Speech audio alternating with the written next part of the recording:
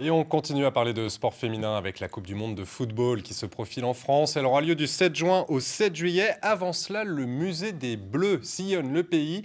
Une exposition itinérante qui présente l'histoire de cette équipe de France et qui fait étape à Rodez ce week-end. Floréal Toralba, Luc Tazelmati.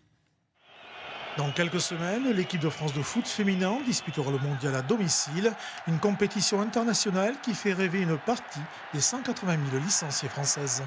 Quand on est joueuse de haut niveau, on a des objectifs et forcément on pense à l'équipe de France quand on joue dans des clubs en D1 féminine ou à l'étranger. Mais qu'on joue au haut niveau, on a forcément cette envie, on est compétitrice et on a envie d'arriver en équipe de France, oui forcément. Le musée des Bleus retrace l'histoire du football féminin, depuis les premiers matchs dans les années 1920 jusqu'à la création officielle de l'équipe de France en 1971, un long chemin contre le sexisme et les préjugés. Le musée, ça permet aux gens de savoir que ça existe, de découvrir un peu les conditions d'il y a 50 ans et de voir que le monde évolue, que les mentalités évoluent. Donc je dirais que c'est bien pour la condition de la femme de savoir qu'elle peut faire ce qu'elle veut à notre époque. La première équipe aveyronnaise a été créée en 1975. Aujourd'hui, l'Aveyron compte 1000 licenciés, ce qui en fait le 4e département sur les 13 d'Occitanie. Le recrutement exponentiel de joueuses modifie forcément les clubs de football.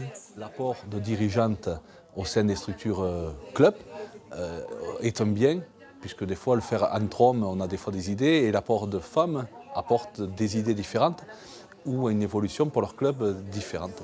Le musée des Bleus a été préparé par la Fédération française de football, un outil pour fédérer les supporters et apporter leur soutien aux joueuses. On voulait des stades pleins et ça se remplit à vue d'œil. Il n'y a pas que cet aspect des choses, il y a aussi d'avoir toute la France derrière. Les garçons, on fait rêver les gens. On se dit que le terrain est prêt pour que les gens soient derrière leur équipe féminine de la même façon. Rodez est la seule ville d'Occitanie à accueillir le musée des Bleus. Merci de nous avoir suivis. Le 19-20 se poursuit. À demain.